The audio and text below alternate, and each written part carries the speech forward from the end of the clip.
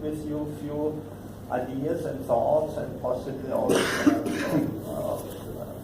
some thoughts, some insights maybe in the topic, and what I want to talk also about is the idea of the family mainstream. Yeah. As you and I already mentioned, that I'm head of the FamilienForum Austria, and since many years I observe also the Austrian family policies and politics, and I'm also since the very beginning there's in Austria a family network of organizations, of family organizations and politicians, and I'm a part of it since the very beginning. And we had actually for many years, as always, every month, so we had breakfast meetings, and we are discussing about family politics, and I can out of experiences say it's in a sense very hard, even very hard to define on really a good family policy and to come up with good strategies. This is a very hard work, actually, and so I'm happy that we can be here together. As I said, we want to talk here about future family policies and also develop strategies. But before, and I want to go into that topic a little bit. Before we can come up with really good solution-based policies, we have to understand really from the problems from what's really the problem from the inside out, not from an external, from a viewpoint.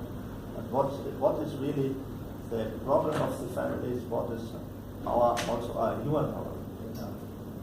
Because family is not only a political issue; it's also a very personal, a very personal issue. I will start with one quote which the family politics is which family politics are concerned of. The family policy in the EU member states and also in Austria is concerned, so it's expressed like that, is concerned with the creation of a legal, social, and economic framework, as well as measures and instruments that support family development and the well-being of family life. So I want to raise immediately the question, and that question we have to raise, I think, much more often, and address the politicians and also with it do the families in the European countries develop really well, and became the families as a result of those policies in the last decade. Did they become more prosperous? Did they become more stable and better functioning? I have here, I only want to mention a few points from a research from the Austrian Institute for Family Studies at the University of Vienna. And those studies show the trends of the development of the families. Dr. Baum was already talking about them. We see in the last decade and still that a postponement of the first childbirth, a postponement of first marriage, a generally decreasing number of children, a decreasing marriage rate, an increasing divorce rate, an increasing rates of remarriages, an increasing diversity of living arrangements, an increase in new types of family life, which are often short-lived and unstable. And it's for sure that these trends, they are not a sign of stupidity. They are a sign of insecurity,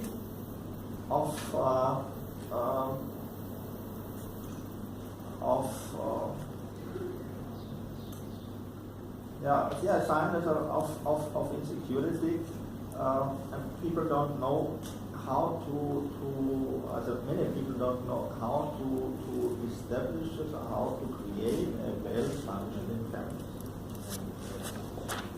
And what we see today about family, even though it's always said that the youth is very much about family values, but this is only private thing.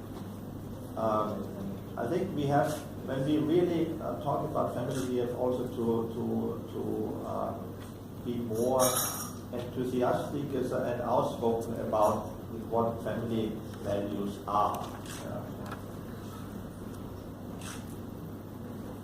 In my opinion, the problem is that the European Union views families only as a source of economic prosperity. And I'm sorry to say, but our life has to a large extent been commercialized, including our relationships, our health, and our sexuality.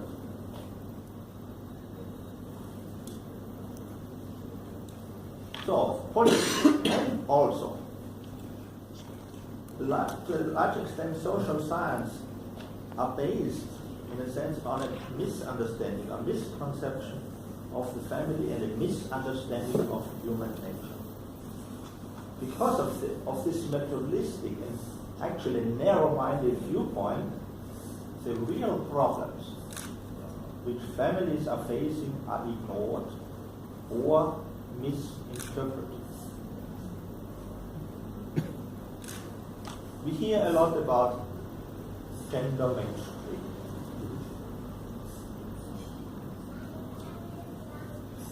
Gender experts and politicians alike say that the inequality between man and woman is the major problem.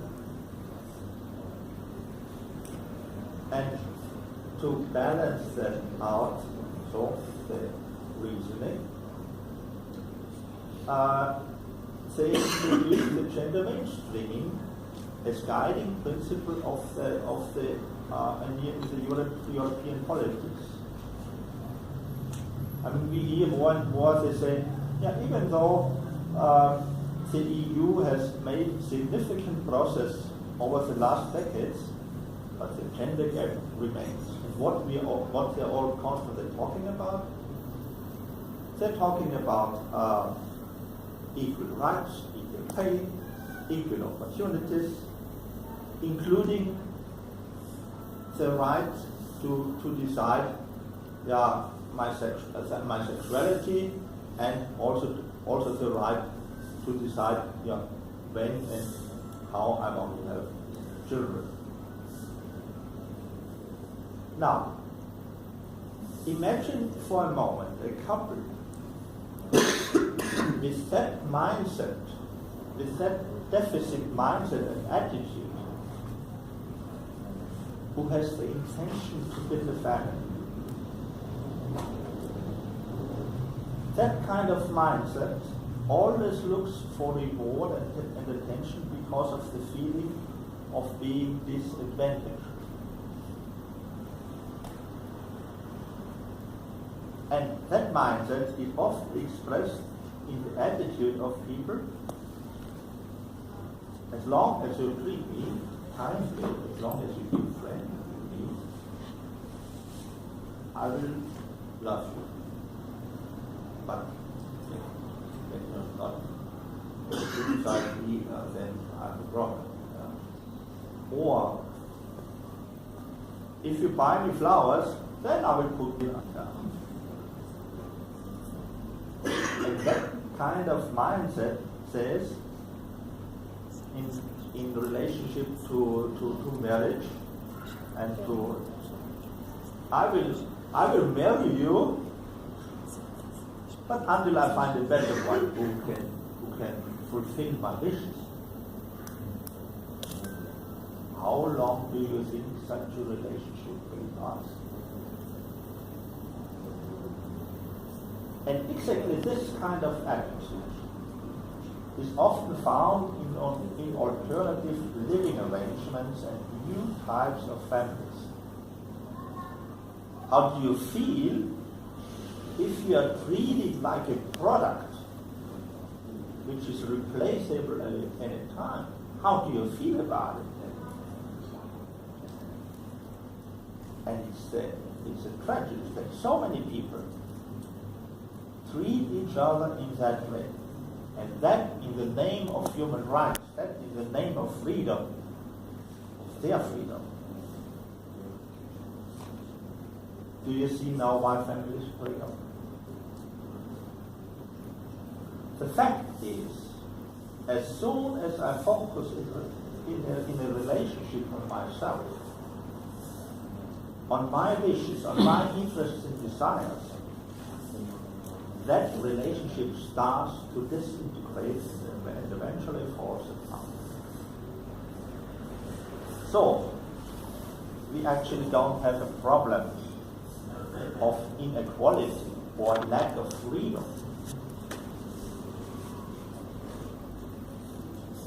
But we have a problem of a relationship problem in our families. And a problem of our selfish attitudes. Simply, and this is, I think, is also what Dr. Barr mentioned. Dr. Barr mentioned the politicians should also tell the people we have to be outspoken and say simply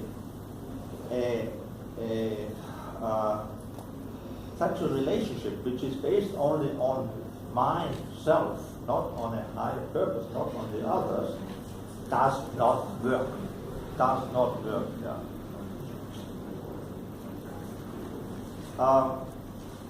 The problem, as I see it, is family researchers and politicians look at the family, look at the individual only from an individual perspective. Therefore, the individual rights, interests, and opportunities. The solution to the problem is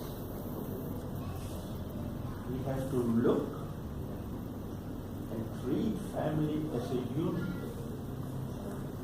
as the cell of society. How does a cell function? The cell has elements, and when the relationships don't function, then what happens? So we have to understand that point.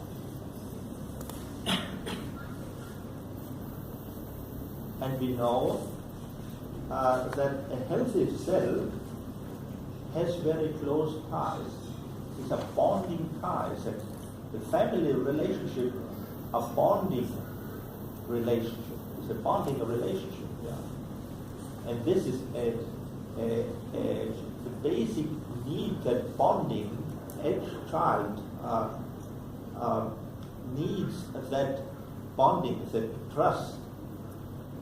As I said, as I studied some developmental psychology, and this is the basic thought in